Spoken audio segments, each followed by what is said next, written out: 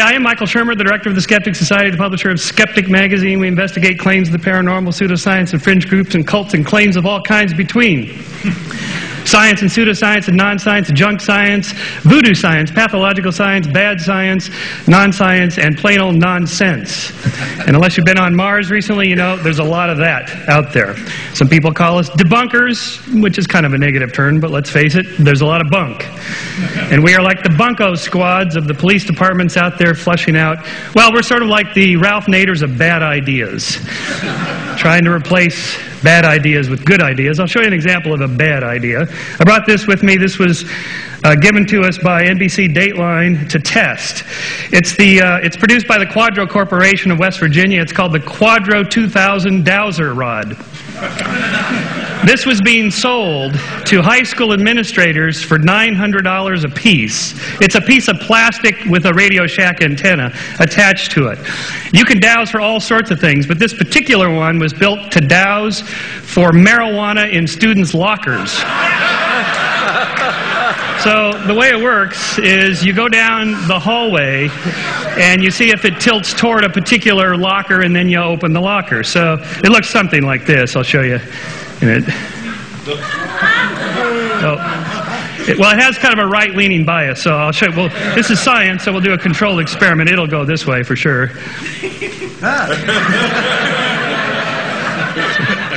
Sir, you want to empty your pockets, please, sir? So the question was, can it actually find marijuana in students' lockers? And the answer is, if you open enough of them, yes. But in science, we have to keep track of the misses, not just the hits, and that's probably the key lesson to my short talk here, is that this is how psychics work, astrologers and tarot card readers and so on. People remember the hits, they forget the misses. In science, we have to keep the whole database and look to see if the number of hits is somehow stands out from the total number that you would expect by chance. In this case, we tested it. We had two opaque boxes, one with government-approved THC marijuana and one with nothing, and it got it 50% of the time, which is exactly what you'd expect with a coin flip model. So that's just kind of a fun little example here of the sorts of things we do. Skeptic is the quarterly publication. Each one has a particular theme. Like this one is on the future of intelligence. Are people getting smarter or dumber? I have an opinion of this myself because the business I'm in. But in fact, people, it turns out, are getting smarter. Three IQ points per 10 years going up. Sort of an interesting thing. With science, don't think of skepticism as a thing, or even science as a thing. Are science and religion compatible? It's like, is science and plumbing compatible? They're just two different things. Science is not a thing, it's a verb. It's a way of thinking about things. It's a way of looking for natural explanations for all phenomena. I mean, what's more likely, that extraterrestrial intelligences or multidimensional beings travel across the vast distances of interstellar space to leave a crop circle in Farmer Bob's field in Pucker Brush, Kansas to promote Skeptic.com, our webpage? Or is it more likely that a reader of Skeptic did this with Photoshop? And in all cases, we have to ask, what's the more likely explanation? And before we say something is out of this world, we should first make sure that it's not in this world. What's more likely, that Arnold had a little extraterrestrial help in his run for the governorship, or that the World Weekly News makes stuff up? And part of that, the same theme, is expressed nicely here in the Sidney Harris cartoon. For those of you in the back, it says here, then a miracle occurs. I think you need to be more explicit here in step 2. This single slide completely dismantles the intelligent design arguments. There's nothing more to it than that. You can say a miracle occurs, it's just that it doesn't explain anything. It doesn't offer anything. There's nothing to test. It's the end of the conversation for intelligent design creationists. Whereas, and it's true, scientists sometimes throw terms out as linguistic place fillers, dark energy or dark matter or something like that. Until we figure out what it is, we'll just call it this. It's the beginning of the causal chain for science. For intelligent design creationists, it's the end of the chain. So again, we can ask this, what's more likely? Are UFOs, alien spaceships, or perceptual cognitive mistakes, or even fakes? This is a UFO shot from my house in Altadena, California, looking down over Pasadena. And if it looks a lot like a Buick hubcap, it's because it is. You don't even need Photoshop. You don't need high-tech equipment. You don't need computers. This was shot with a throwaway Kodak Instamatic camera. You just have somebody off on the side with a hubcap ready to go, cameras ready. That's it. So, although it's possible that most of these things are fake or illusions or so on, and that some of them are real, it's more likely that all of them are fake, like the crop circles.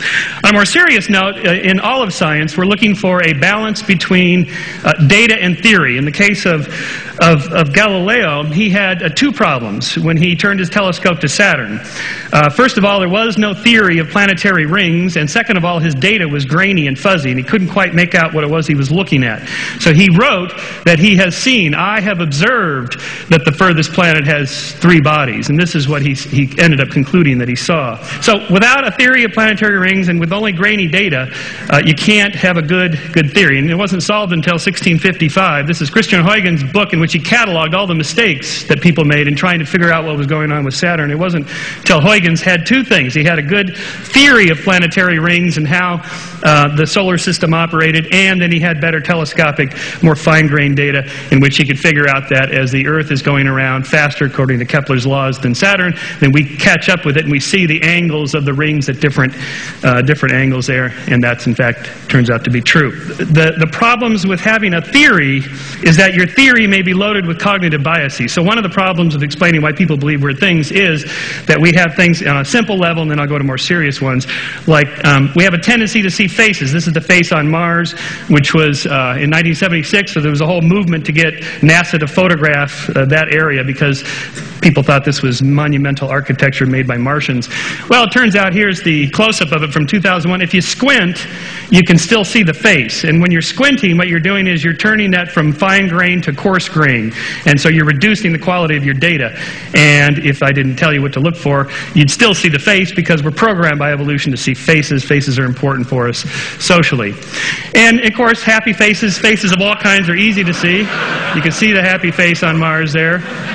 If astronomers were frogs, perhaps they'd see Kermit the Frog. Do you see him there? Little froggy legs. Or if geologists were elephants.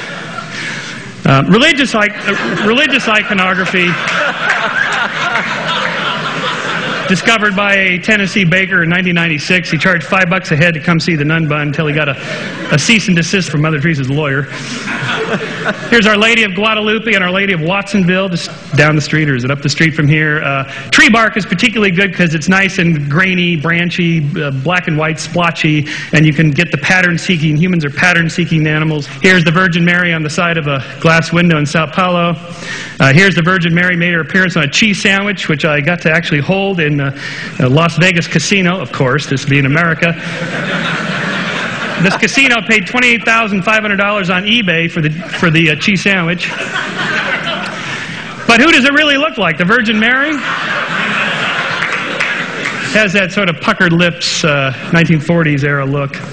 Virgin Mary in Clearwater, Florida. I actually went to see this one. There was a lot of people there of the faithful come to be in there. Wheelchairs and crutches and so on, and we went down and investigated. Just to give you a size, that's Dawkins, me, and the amazing Randy next to this 2.5 story size image. All these candles, so many thousands of candles people had lit in tribute to this. So we walked around the backside just to see what was going on here. It turns out wherever there's a sprinkler head and a palm tree, you get the effect. Here's the Virgin Mary on the backside, which they started to wipe off. I guess you can only have one miracle per building.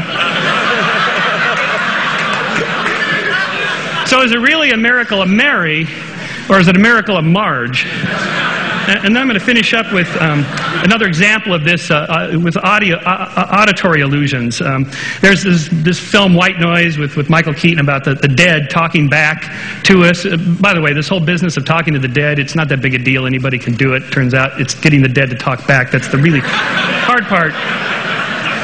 In this case, supposedly these messages are hidden in electronic phenomena. There's a reversespeech.com webpage in which I downloaded this stuff. Here is the forward. This is the most famous one of all of these. Here's the forward version of the very famous song. If there's a button in your hedgerow, don't be alarmed, man. It's just a sprinkling for the May Queen. Yes, there are two paths you can go by. But in the long run, there's still time to change the road you're on. Boy, can you just listen to that all day? All right, here it is backwards, and see if you can hear the hidden messages that are supposedly in there.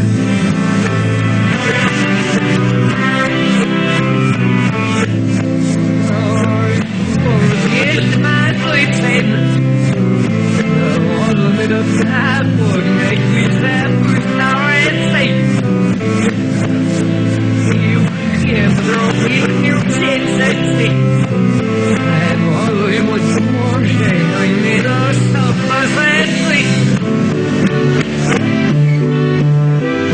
What'd you get? Satan. Okay, well, at least we got Satan. Now I will prime your auditory part of your brain to tell you what you're supposed to hear, and then hear it again.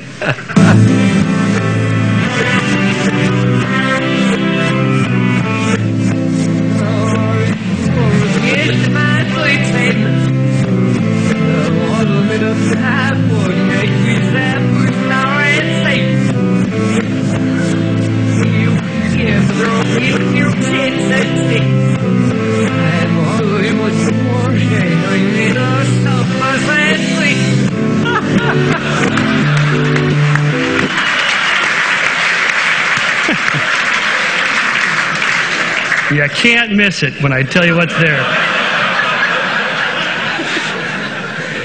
All right, I'm going to just end with a positive, a nice little story about the Skeptics is a nonprofit educational organization. We're always looking for little good things that people do. In England, there's a pop singer, one of the top popular singers in England today, Katie Malua, and she wrote a beautiful song. It was in top 5 in 2005, called 9 Million Bicycles in Beijing. It's a love story. She's sort of the Norah Jones of the UK, about how much she loves her guy and compared to 9 million bicycles and so forth. And she has this one passage here.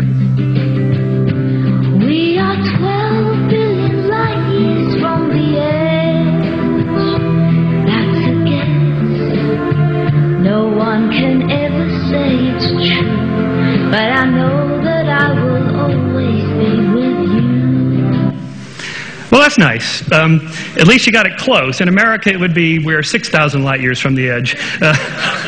But my friend Simon Singh, the particle physicist, now turned science educator, and he wrote the book The Big Bang and so on, uses every chance he gets to promote good science. And so he wrote an op-ed piece in The Guardian about Katie's song, in which he said, well, we know exactly how far from the edge, it's 13.7 billion light years, and it's not a guess. We know within a precise error bars there how close it is, and so we can say, although not absolutely true, that it's pretty close to being true. And to his credit, Katie called him up after this op-ed piece came out and said, I'm so embarrassed. I was a member of the astronomy club and I should have known better. And she recut the song, so I will end with the new version. We are 13.7 billion light years from the edge of the observable universe. That's a good estimate with well-defined error bars. And with the available information, I predict that I will always be